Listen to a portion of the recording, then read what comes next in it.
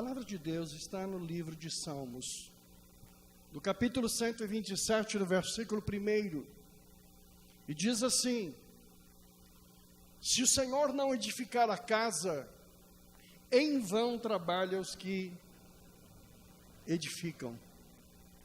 Se o Senhor não guardar a cidade, em vão vigia a sentinela. Que o Espírito de Deus digne-se abençoar a leitura desta santa e bendita palavra e nos dê um recado santo para as nossas vidas. Hoje eu vou pregar e vou falar sobre 12 motivos que acabam um casamento. São os 12 motivos que acabam com qualquer relação. 12 motivos que acabam com o noivado, 12 motivos que acabam com o namoro, 12 motivos que acabam com a tua graça de viver. 12 motivos que te faz ser uma pessoa que não consegue construir uma relação séria, profunda, duradoura, agradável, prazerosa, e que o Senhor quer abençoar, te ensinando, na certeza que você pode mudar. Então o Senhor vai falar sobre isso. Existem mais, mas eu vou falar sobre 12. E essas 12 é a experiência de um ministério de quase 40 anos, 35 anos, que eu sou pastor, que eu cuido de pessoas, que eu ouço as pessoas e que eu vivencio o problema de cada uma, oro, oriento, aconselho. Também é a experiência acumulada de terapia, de ensinamentos, de gabinete, de ajuda dentro da área de psicologia. E é a experiência de 42 anos de casado, quem viveu isso. Em todas estas áreas, eu vivi as experiências construtivas e destrutivas. Eu também vivi elas. Então, me sinto muito à vontade, como unção de Deus e como experiência de vida, de falar sobre isso. Não porque eu seja um referencial maravilhoso, mas uma pessoa que viveu e tem experiência desses casos, dessas situações. E eu quero falar sobre isso.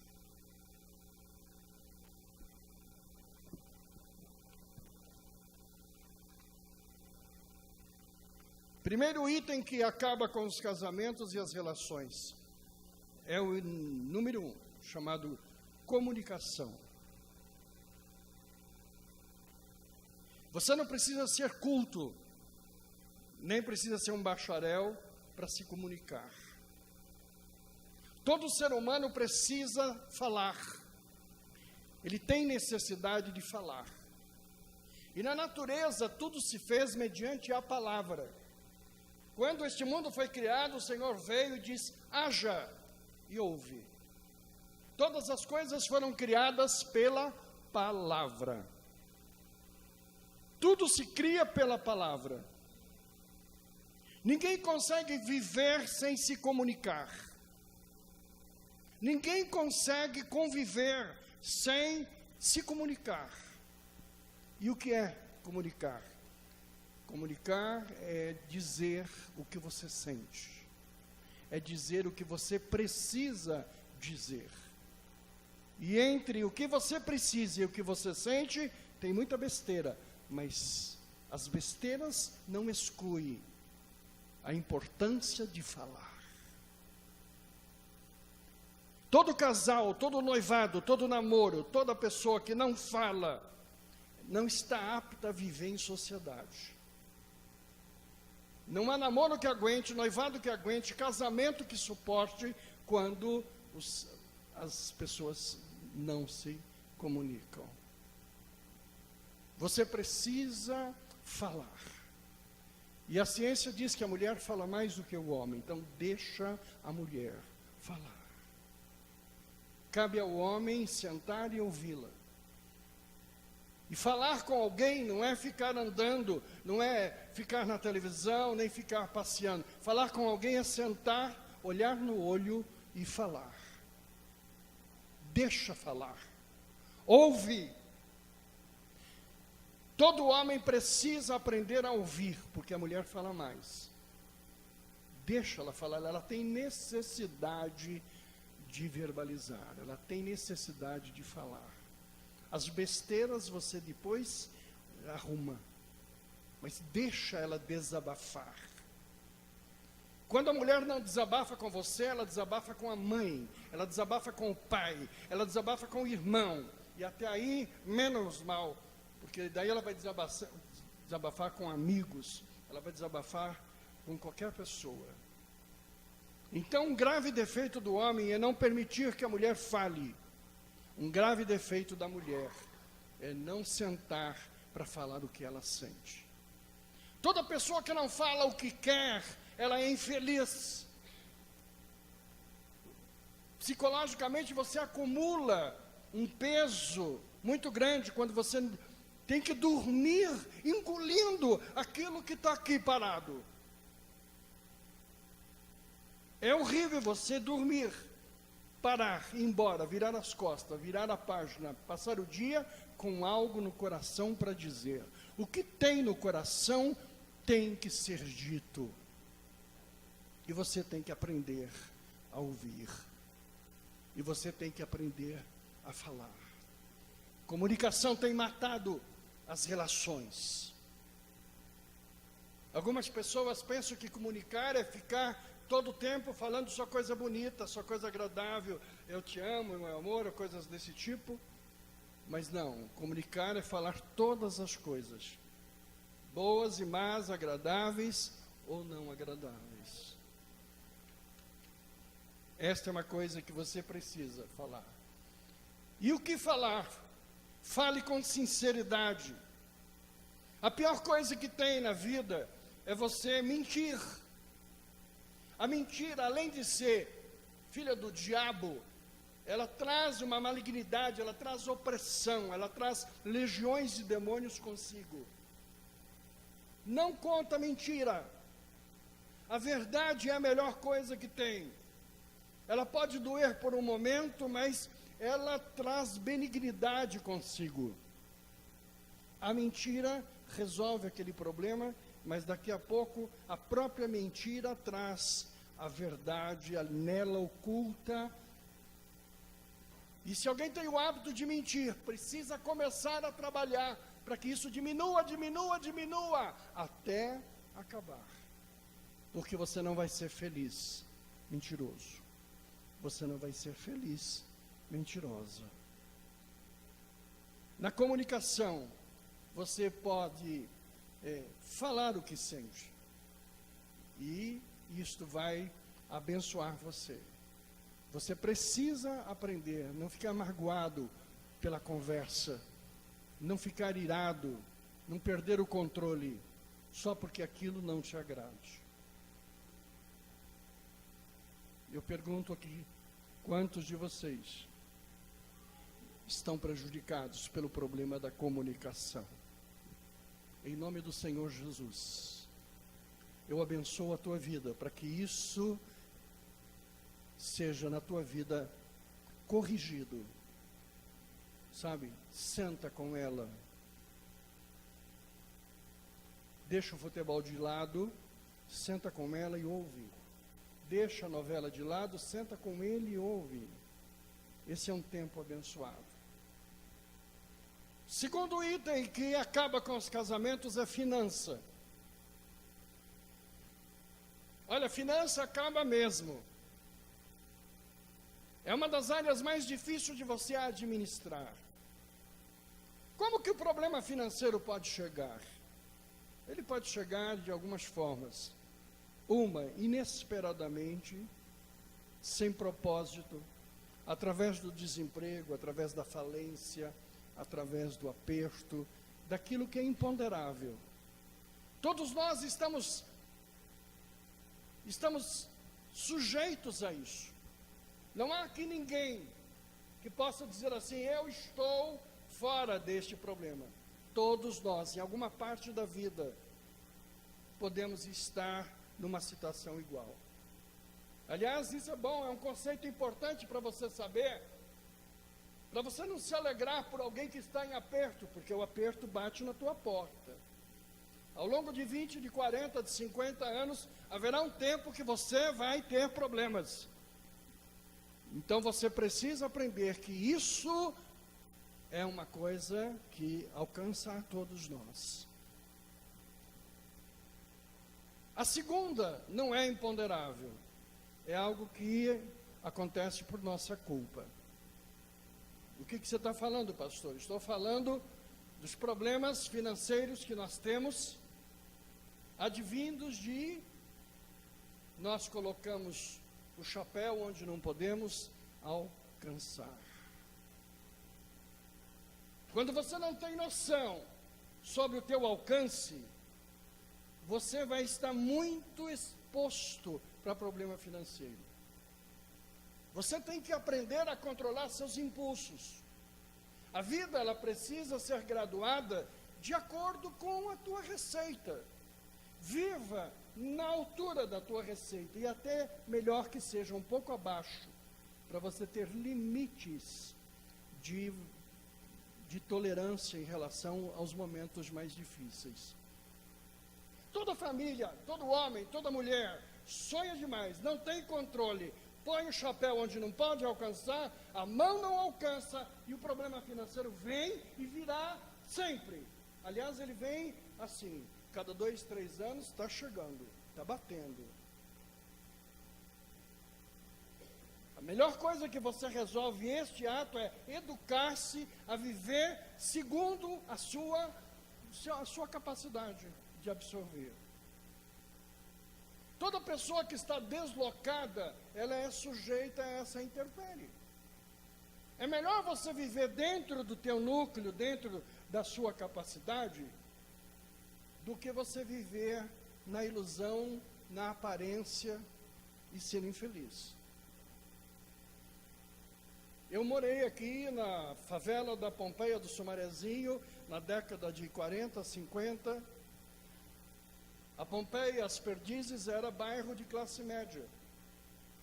Nós éramos paupérrimos, pobríssimos. Eu era muito infeliz, muito triste, porque eu não podia ter o nível dos meus amiguinhos. Quando você vive de aparência, os seus filhos sofrem porque eles vivem o conflito de querer viver um padrão que não é deles. Quando mamãe e papai mudaram aqui da região e fomos para a Zona Leste, nós fomos para um lugar bem simples. Nossa casa era a última da rua, o lugar era pobre, a minha escolaridade estava acima da média dos meus amigos, dos meus vizinhos, as coisas que eu tinha estavam acima, a roupa que eu vestia, o sapato que eu calçava, estava no mesmo padrão deles. Eu era feliz, fui muito feliz ali. Por que eu era feliz ali? Porque eu estava dentro do meu padrão, eu não me sentia humilhado. Se a tua capacidade de viver está num padrão de moradia, de casa, de carro, viva isso, porque você cresce de baixo para cima, não é de cima para baixo. A evolução vindo de baixo para cima é melhor.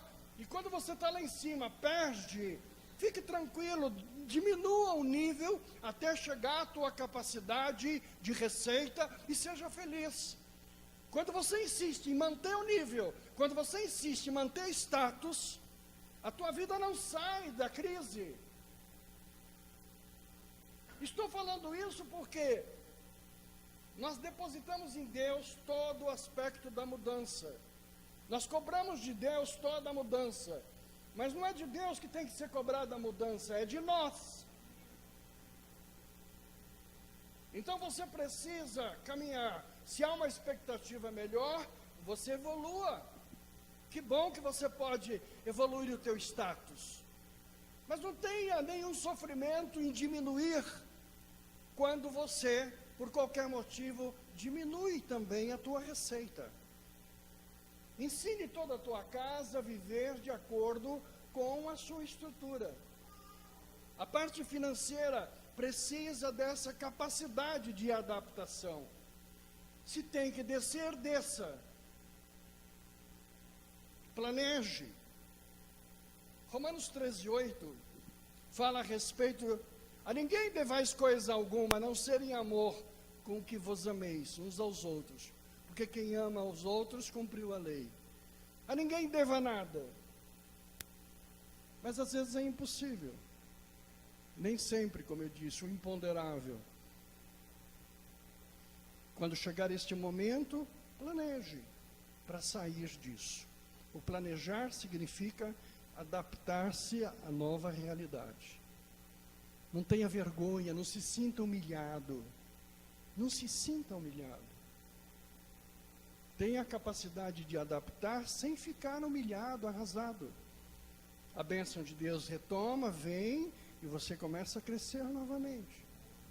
É assim que você educa seus filhos, a sua família, as dificuldades. O grande problema das famílias é quando elas estão estáveis, de classe média, de classe alta, e vem uma falência, vem um problema dessa natureza, os filhos ficam desesperados, porque ele olha a mãe, eles olham o pai, sabe, e percebe que as coisas, a tua naturalidade educa todos da tua família de que aquilo é um tempo, é uma passagem, é assim mesmo. A história mostra isso. É muito importante que você tenha essa capacidade de se moldar. Se você não corrigir isso, finanças vai acabar com a tua relação. E se você é uma pessoa exigente com relação a status, então namorados e noivados, é hora de pensar nisso. Olha para quem você vai casar, veja o padrão financeiro que ele tem, veja aquilo que ele pode dar. Eu posso ajudar este querido e esta querida a crescer? Eu posso conviver desta forma? Posso, então amém, é por aqui.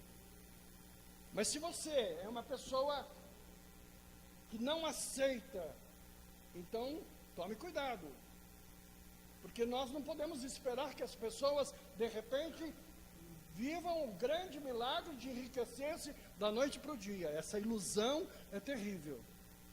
Se você está disposto a crescer com ele, crescer com ela, e viver em cada tempo a sua experiência, então amém, queridos, case e seja feliz.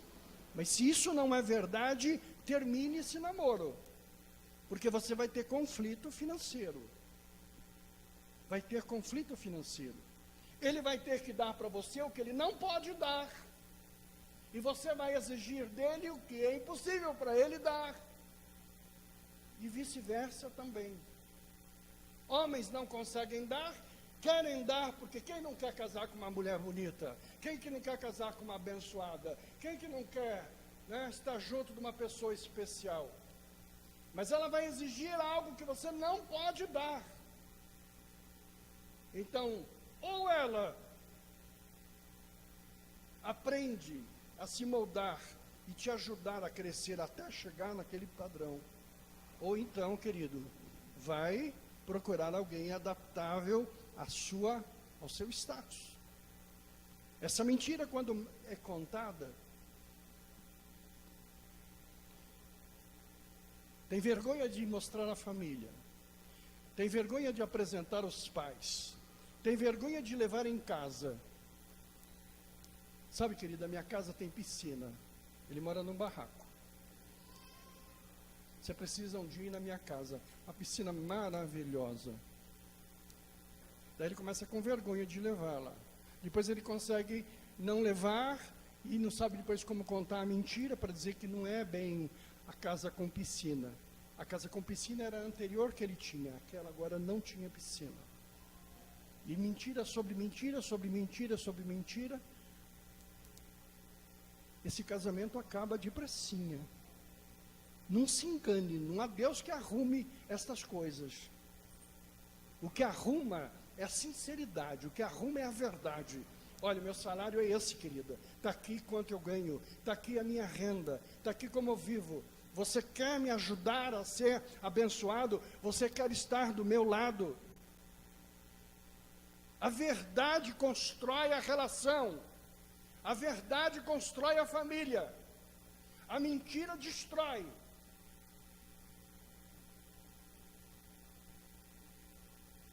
Se você percebe que a namoradinha é um pouquinho fora do padrão, diz para ela, esse padrão eu não tenho.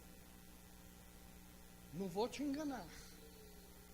É muito importante que você cuide destas coisas, porque as finanças, elas matam. Terceiro item é incompatibilidade. As pessoas dizem, eu não sou compatível. A palavra certa não é incompatibilidade, a palavra certa é egoísmo. Todos nós podemos mudar. Todos nós temos a capacidade de mudar. Nós não somos programados como é programado um computador. Nós somos seres humanos e podemos mudar. Não tem ninguém que é pronto, feito. Todos nós podemos aprender a conviver. A palavra incompatibilidade de gênio é uma mentira, porque o nome disso é egoísmo.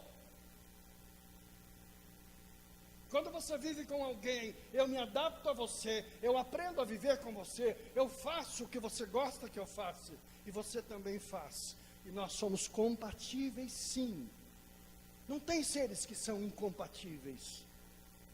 Incompatível é aquela ideia do horóscopo que leão não vive com leão, leão com escorpião não dá certo, coisas bestas da vida. Você é capaz de conviver com qualquer pessoa, se ela for generosa, capacitada a mudar,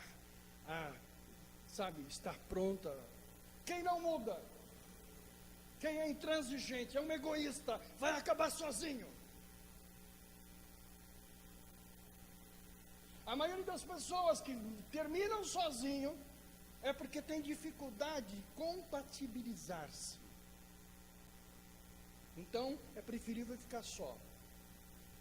Porque ela não quer ninguém controlando a televisão, não quer ninguém cobrando coisa nenhuma, foi feita para viver sozinha mesmo.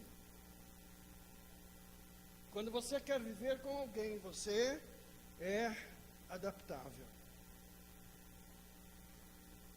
Então, incompatibilidade acaba com casamentos, com relações, com noivados e com namoros.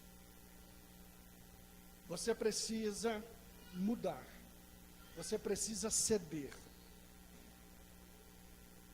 O item seguinte é a educação de filhos, o quarto item. Educar filhos significa levantar uma família ou destruí-la. Muitas são as coisas que falam sobre educação de filhos. Vou falar apenas 2 ou 3. Uma coisa que tem sobre educação de filhos é a autoridade dos pais sobre os filhos. A autoridade dos pais tem que ser estabelecida. Não crie os seus filhos batendo na tua cara, xingando você, te enfrentando e confrontando. Autoridade na família é algo de Deus, da palavra, e que a família precisa. Se você tem filho que levanta a mão para você, repreende e diz, não faça mais isso. Não tire a autoridade dos seus filhos, não tire a autoridade da tua mulher. Não jogue os teus filhos contra a tua mulher. Não jogue os teus filhos contra o teu marido. Os dois se unam diante da autoridade, para que ela seja mantida. Se teu pai falou, então você obedeça ao teu pai. Se tua mãe falou, então obedeça a tua mãe.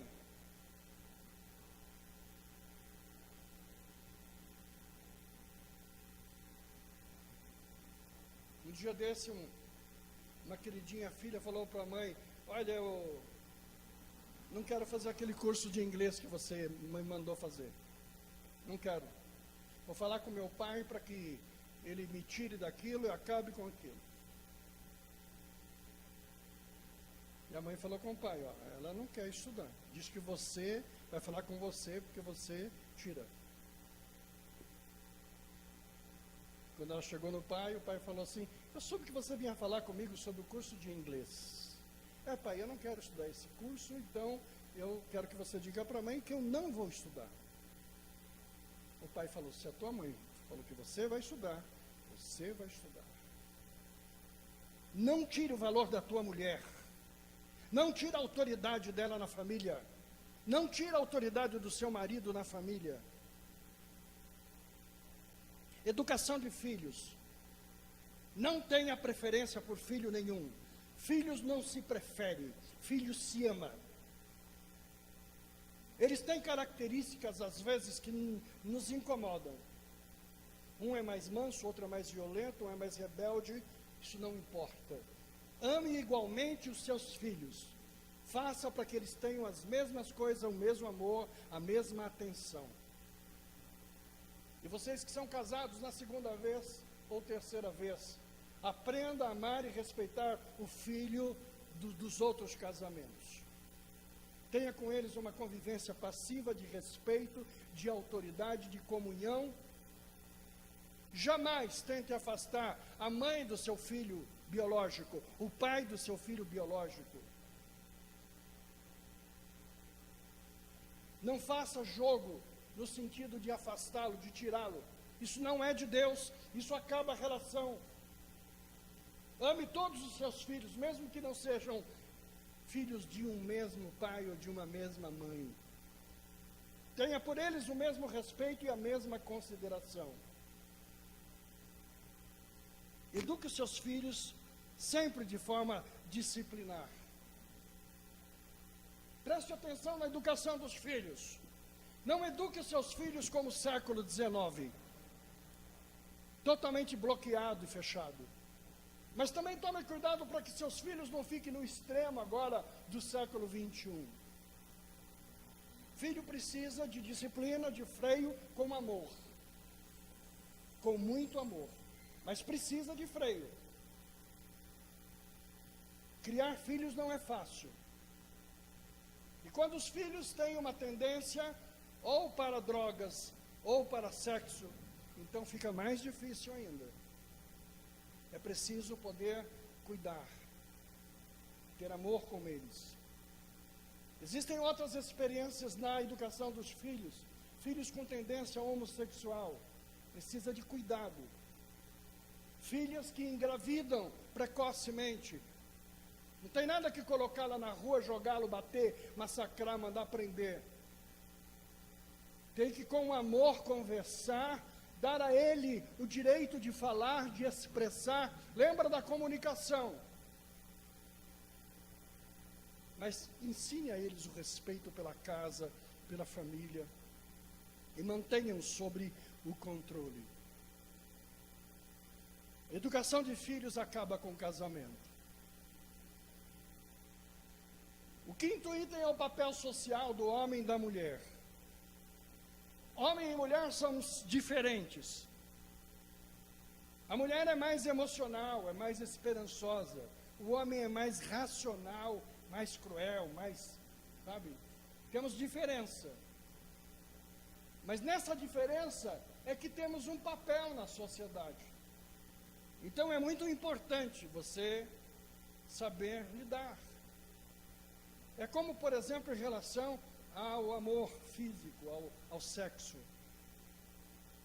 O homem é mais físico. O homem é mais o olhar. A mulher é mais o sentimento. Sabe, você não pode amar uma mulher como um animal. Você não pode cuidar de uma mulher como se fosse para uso.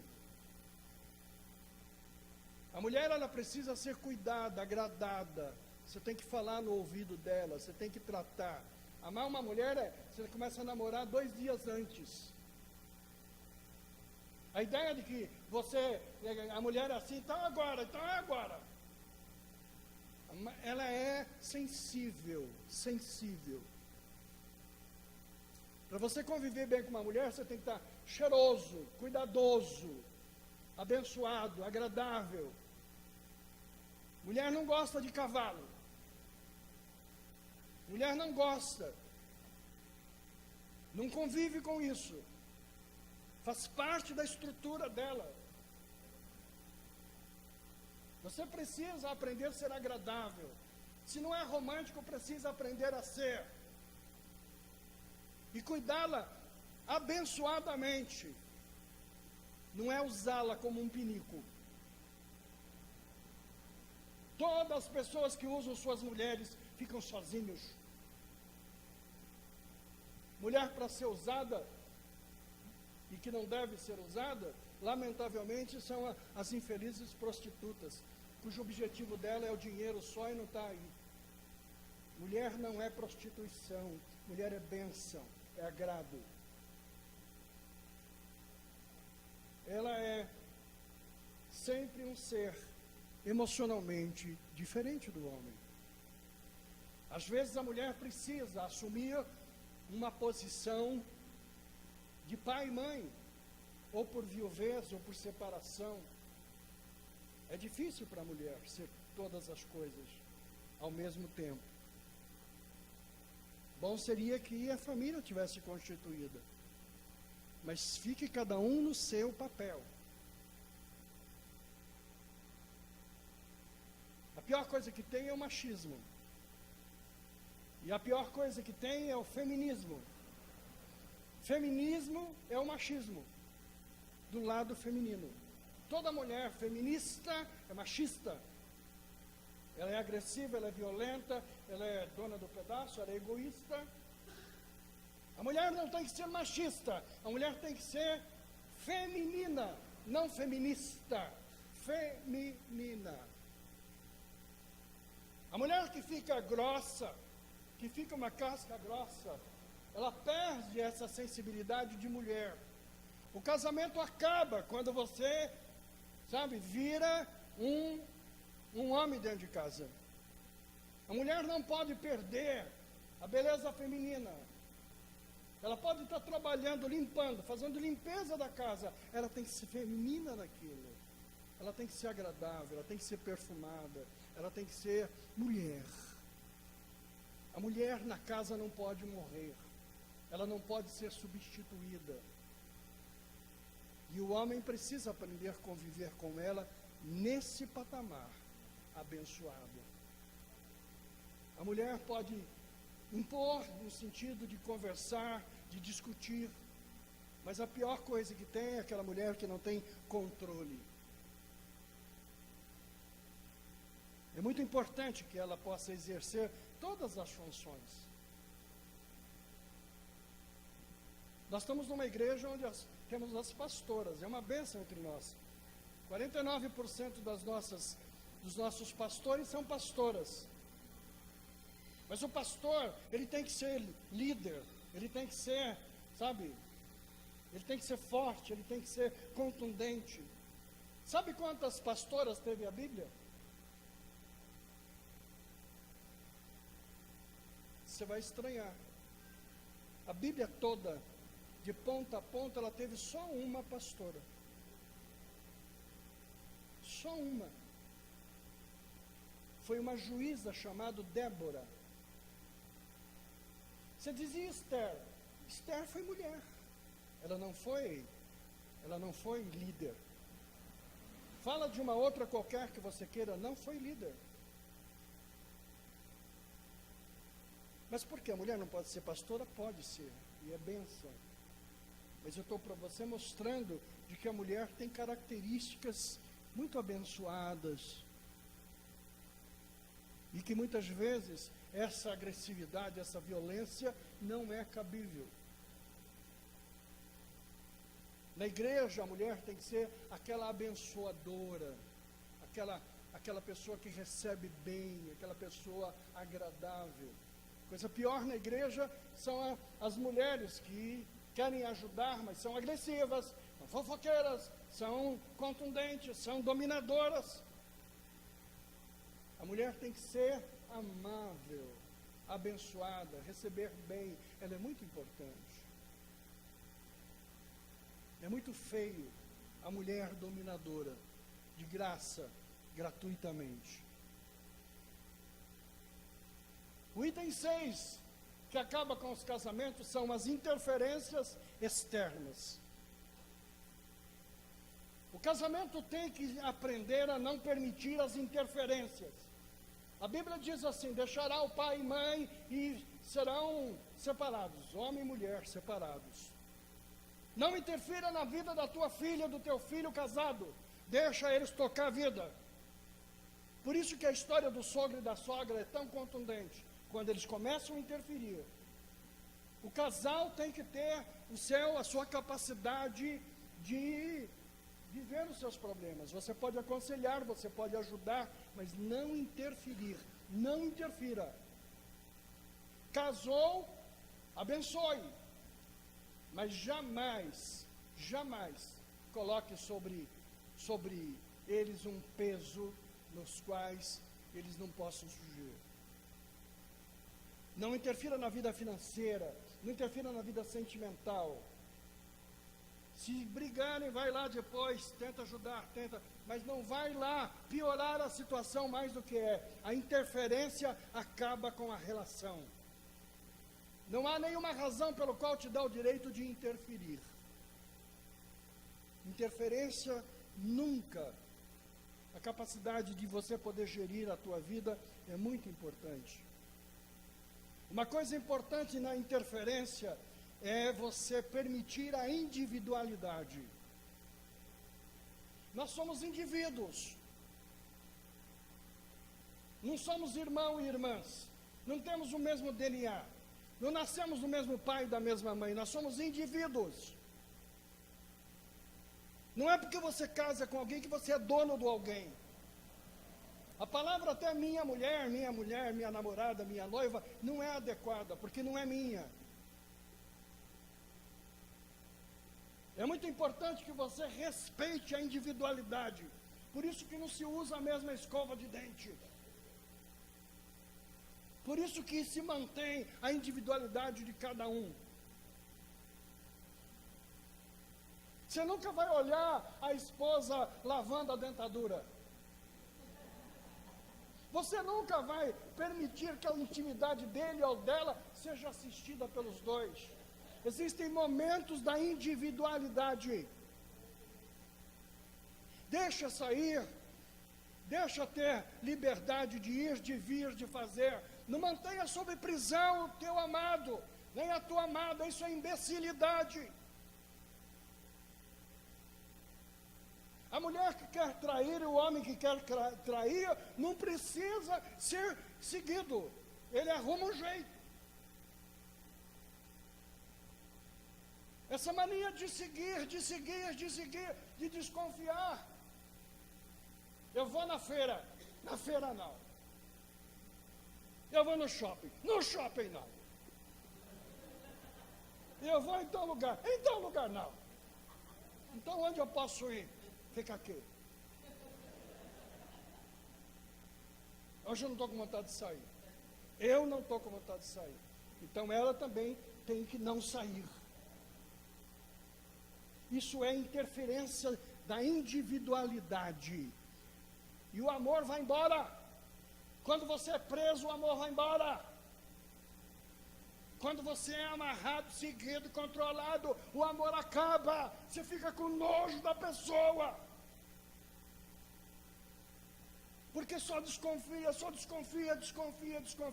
Dá liberdade. Quem tem liberdade ama de forma apaixonada. Eu estou aqui abençoado, meu amado está lá tranquilo, porque ele sabe a mulher que tem, ele sabe o homem que tem, ele sabe que se eu atrasar um pouquinho, aconteceu alguma coisa. Esta condição abençoa a relação. Esse ciúmes bobo, de controle, isso é imbecilidade. Isso é coisa do capeta. Daí quando chega nos 40, 50 anos, não se aguenta mais. Sabe? Não se aguenta mais. Você não tem liberdade de pôr uma roupa. Você não tem a liberdade de sair. Você não tem a liberdade de coisa nenhuma. Qualquer coisa que você faça, eu vou ver o que você está vendo aí na internet. Eu vou ver o que você está lendo aí no jornal. Eu vou ver o que você tem no bolso. E abre o bolso e lê cada papelzinho. O casamento acaba. No século XX isso ainda segurava, no XIX também. Mas agora acaba.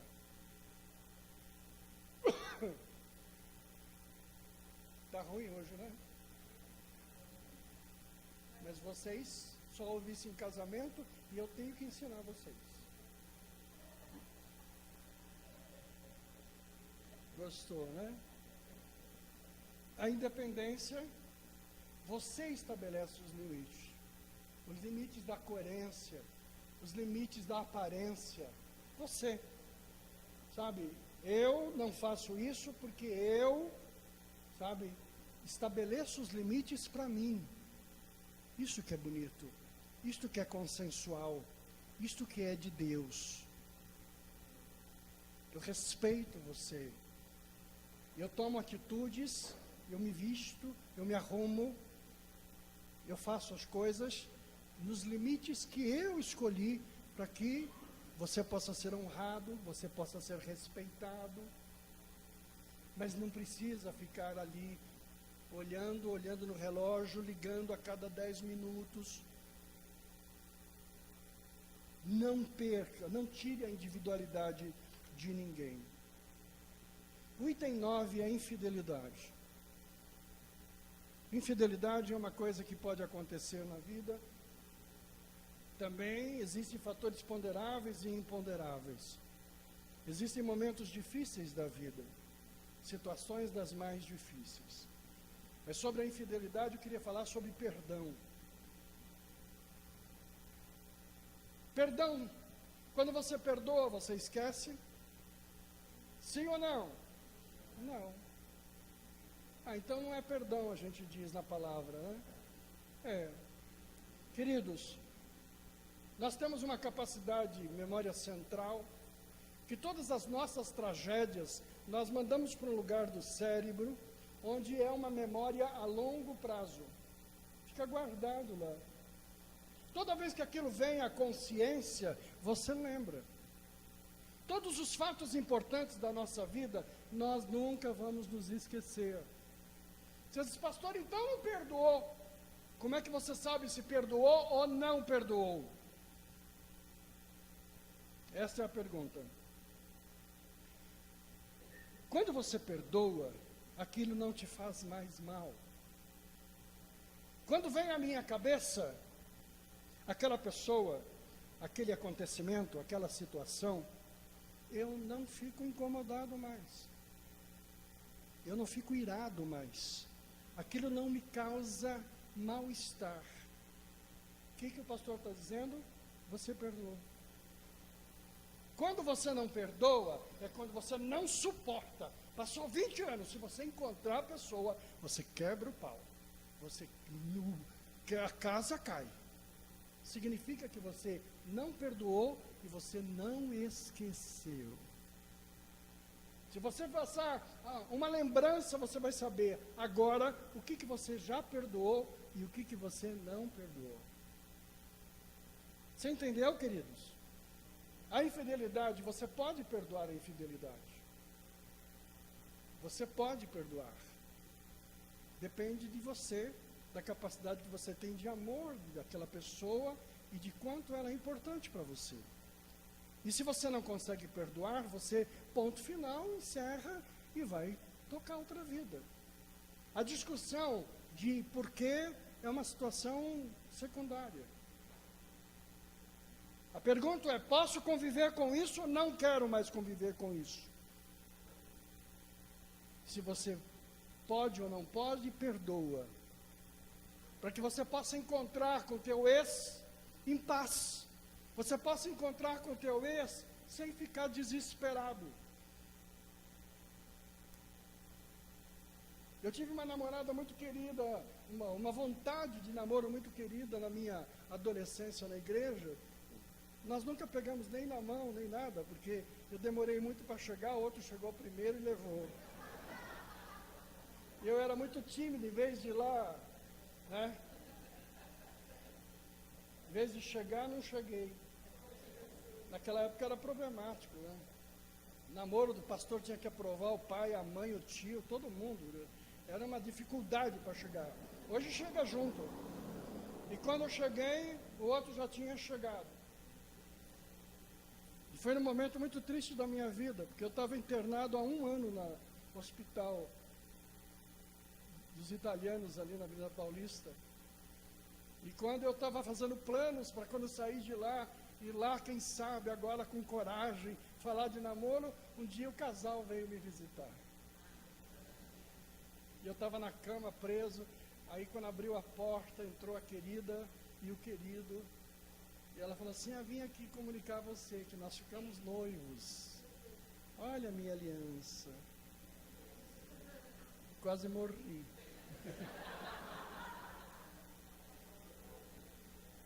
Falei, adiantou ser tímido? Mas encontrei ela muitos anos depois, já os 2 velhos, né? E eu brinquei com ela, eu falei, Rosalinda, você está bonita. E ela falou, você está safado.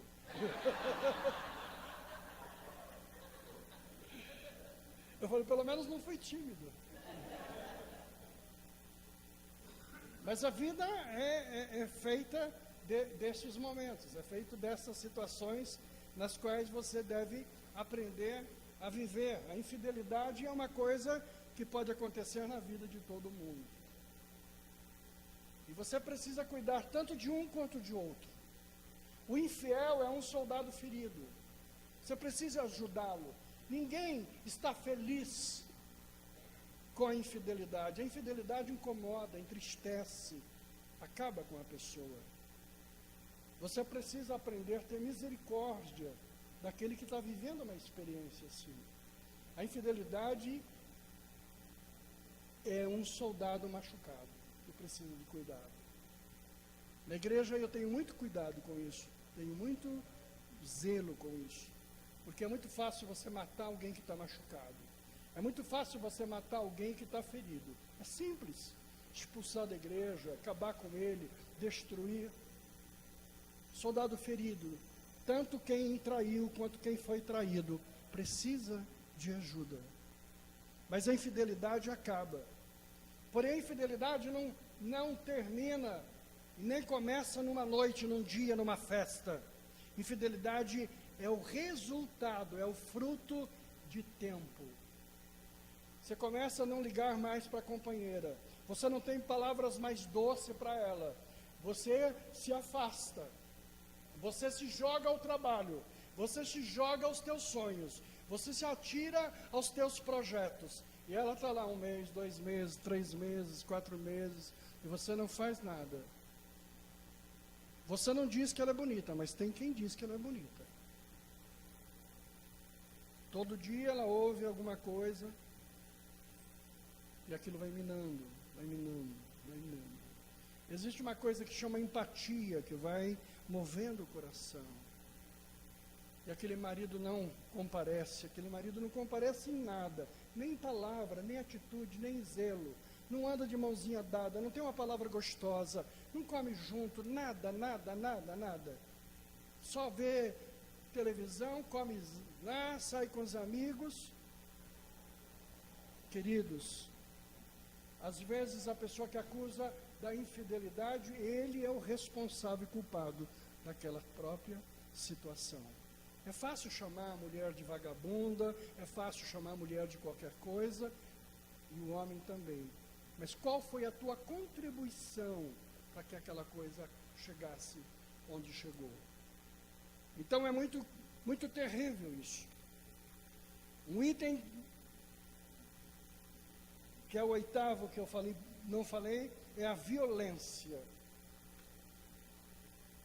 A violência, ela pode ser física, a violência pode ser psicológica, a violência pode ser verbal. O marido que chega bêbado em casa e quer namorar, ele está violentando a esposa. Porque um homem bêbado, ele tem que tomar banho e dormir na outra cama. Uma mulher não merece um bêbado, muito menos fazendo amor. Quando você vai bêbado para casa, quando você bebe até socialmente, aquilo é uma violência. Quando se fala a palavra estupro, a gente fala assim, estupro é uma mulher que foi pega na rua aí, uma coitadinha virgem que foi totalmente dilacerada. Estupro é uma relação íntima sem consentimento. Não é isso, doutor? A relação sem consentimento é fazer algo que ela não quer que você faça. É fazer com ele algo que ele não quer fazer. Isso é estupro. E existem muitos casais estuprando a esposa, fazendo o que ela não quer. Isso é violência. Violência.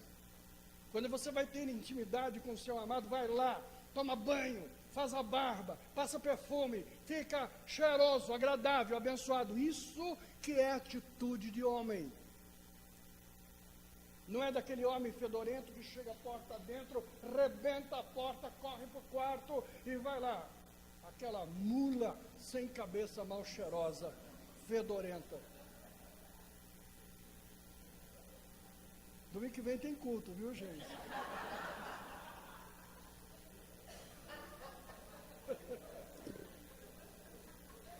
A violência acaba. A gente pensa que violência é bater. Quando você não se cuida, bota a cueca lá, o calção, na sexta-feira e tira na segunda. E fica 3 dias com aquela roupa suja lá. Violência.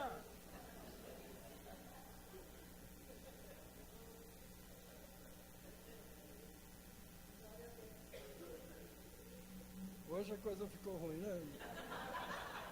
Você não imaginava isso, né, galera?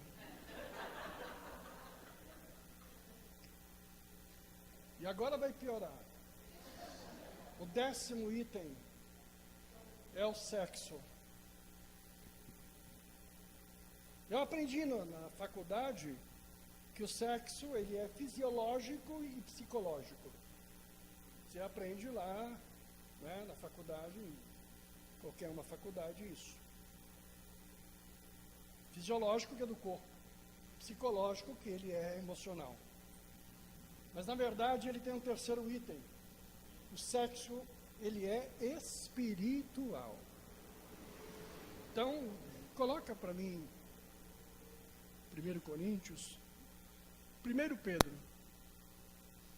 Igualmente vós, maridos, coabitai com ela com entendimento. O que é coabitar? Não é morar junto, não. É namorar. Com entendimento, dando honra à mulher como vaso mais fraco, como sendo vós os seus coerdeiros da graça da vida, para que não seja impedida as vossas orações. Olha o lado espiritual do sexo. Quando você não tem mais relação íntima com a tua mulher, as tuas orações são impedidas. Então esse é o lado espiritual que tem da vida de um homem e uma mulher. É fisiológico, é psicológico e é espiritual. O que eu faço, pastor? Lá em casa acabou, parou. Tem que procurar uma forma abençoada. Tem que procurar ajuda. Homem com dificuldade procura ajuda, mulher com dificuldade procura ajuda. Existem N fatores que atrapalham. E existem N fatores que resolvem. E os espirituais você resolve com oração, com jejum, com busca a Deus. O que não pode é parar. Namorar é coisa de Deus. Coisa de Deus. Uma igreja onde os casais não namoram é uma igreja que vai morrendo espiritualmente. O diabo dá de mão. Por quê? Porque a mulher nervosa para cá, é homem nervoso para cá, é gente com o olho correndo para todo lado, é gente com mal-estar e coisas tais. A normalidade da intimidade entre homem e mulher traz paz, traz equilíbrio, traz tranquilidade. Você vem para a igreja pronto para louvar a Deus. Domingo abençoado este. Coisa maravilhosa. Esse fim de semana foi maravilhoso.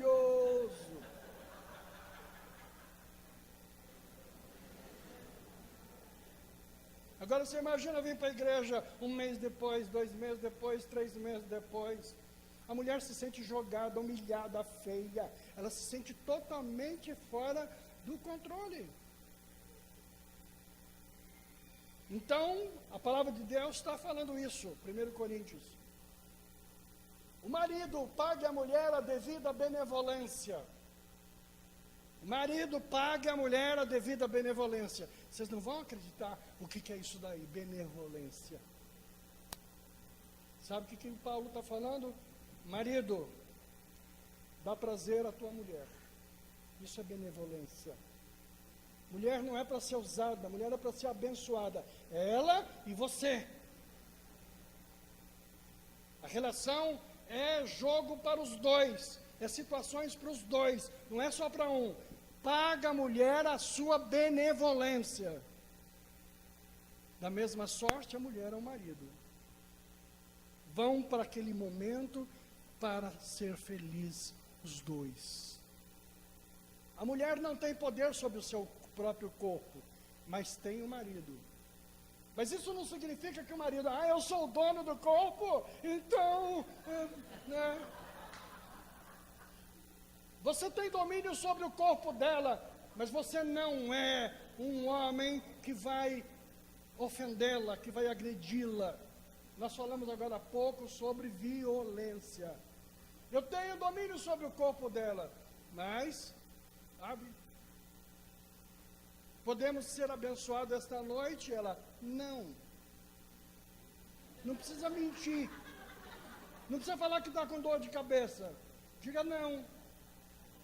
Mas como vocês lembram que Paulo escreveu aos Coríntios, antes de dormir, você fala, mas pode ser hoje. Não é? Por que não? Porque ele coabita com ela com entendimento e ela também com ele com entendimento. Amém ou não amém? O querido está, né, precisando, então vou cuidar dele. Ele é meu amado, só tenho ele, só tenho ela, tenho que cuidar. Amém ou não amém? E aí diz, versículo 3, a mulher não tem poder sobre o seu corpo, mas tem no marido. E também da mesma maneira, o marido não tem poder sobre o seu próprio corpo, mas tem no a mulher. Tem mais algum? Acabou. Então, o sexo é uma coisa de Deus, de Deus, de Deus. Uma outra vez eu falo mais sobre isso. Vou parar no sexo aonde cheguei para não escandalizar, para que ninguém saia daqui escandalizado com o pastor. E você diz, e quando ficar velhinho, que não tem mais força, saúde? Aí seja carinhoso. Seja carinhoso. Seja abençoado. Marido, fale coisa bonita no ouvido da sua amada. Existem momentos que não é momento de falar de dívida, nem de problema, nem de filhos. Existe momento que você tem que, falar no ouvido dela, agradar, ficar junto, abraçadinho. Sabe? Sexo não é só o coito diretamente em si, mas é o carinho, é o calor. É o calor. É estar juntinho, estar abraçadinho, estar perfumadinho, estar cheiroso, estar ali. Você fica velhinho, já não está enxergando mais nada, mas está feliz. Porque quem tem 70, quem tem 80, todos precisam do carinho.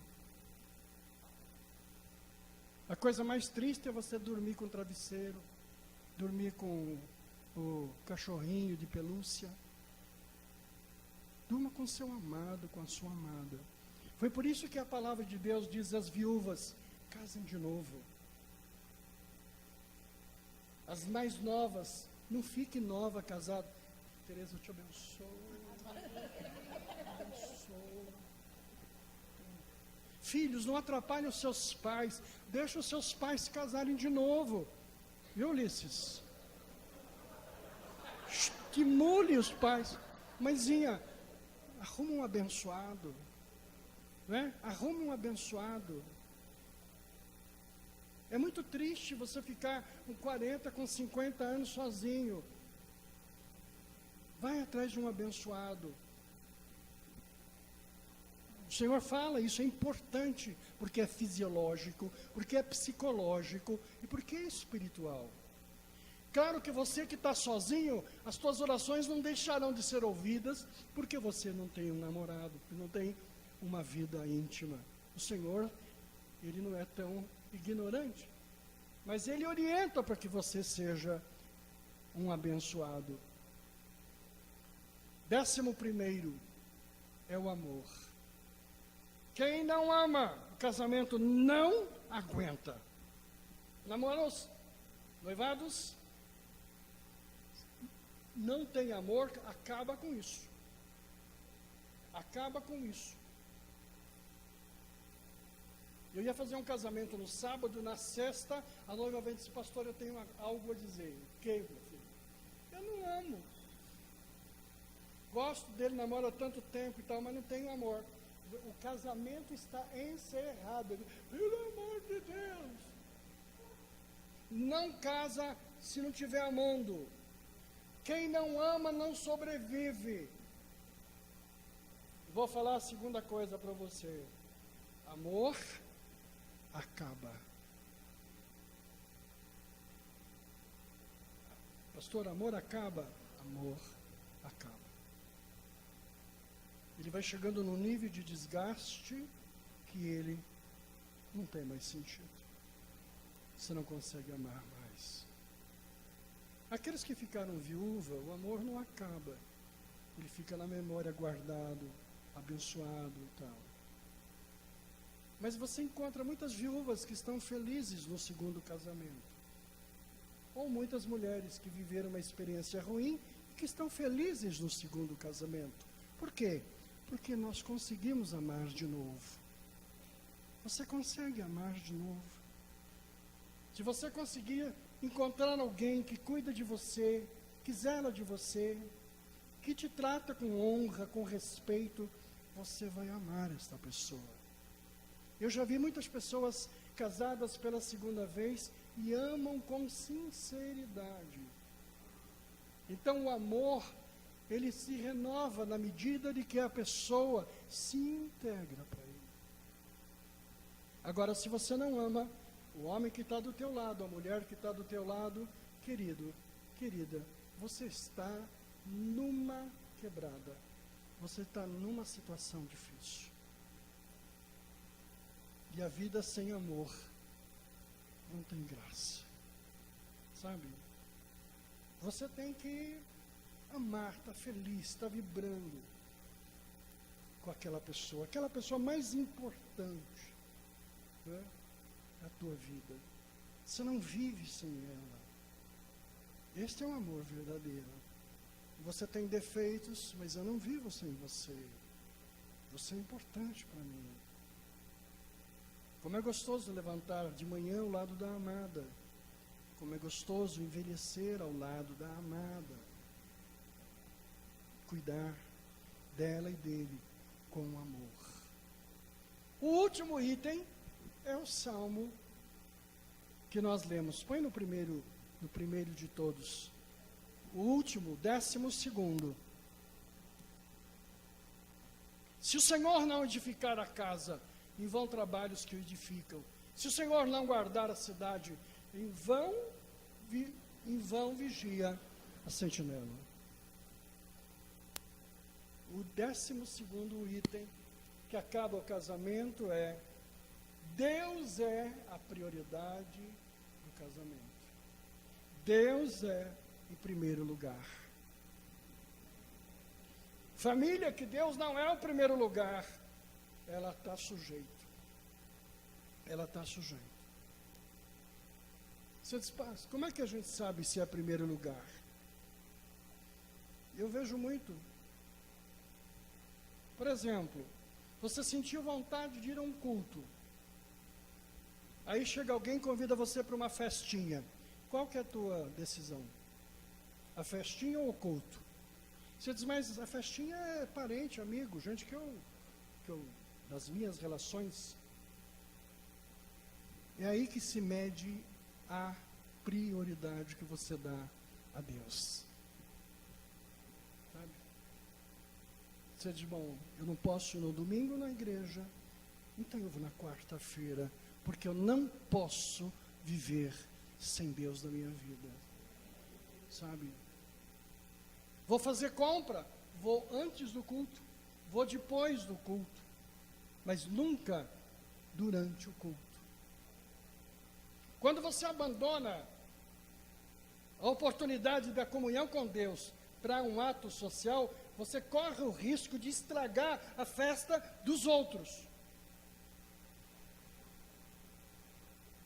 Quando você diz assim, eu vou no cinema, tem cinema o dia inteiro. Olha, aquele filme vai ser uma porcaria, a pipoca vai estar murcha.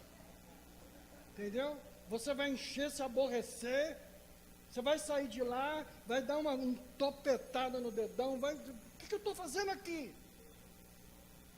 Deus é a prioridade da tua vida. Deus é prioridade. Todos nós temos direito de passear, de ter férias, tudo bem. Mas nunca deixa Deus sair da prioridade. Sabe, Deus é prioridade na minha vida. Eu vou estar com Deus nesta semana. Eu vou buscar e eu vou fazer. Que esta mensagem possa te abençoar. Deus não tem prazer numa vida miserável, sofrida. Deus quer que nós corrijamos. Você pode mudar, eu posso mudar. Mude. Você tem a capacidade de se adaptar a uma nova vida. Mude. Quebra esses paradigmas, essas coisas ruins que te atrapalham. E seja a tua vida abençoada. Baixa a tua cabeça. Pegue na mão do teu querido, os que estão. Eu quero que você faça comigo essa oração. Meu Deus, eu te agradeço pela minha amada que está ao meu lado, pelo meu amado que está do meu lado. Eu agradeço, Pai, por este presente. Ele ou ela é presente para mim. Eu não preciso de outro. Eu não necessito de outro. Eu quero o melhor para nós. Deus querido, faça que meu coração mude. Transforma, Senhor, na direção de abençoar, não de ser um bloqueio para esta relação. Em nome de Jesus, eu digo amém.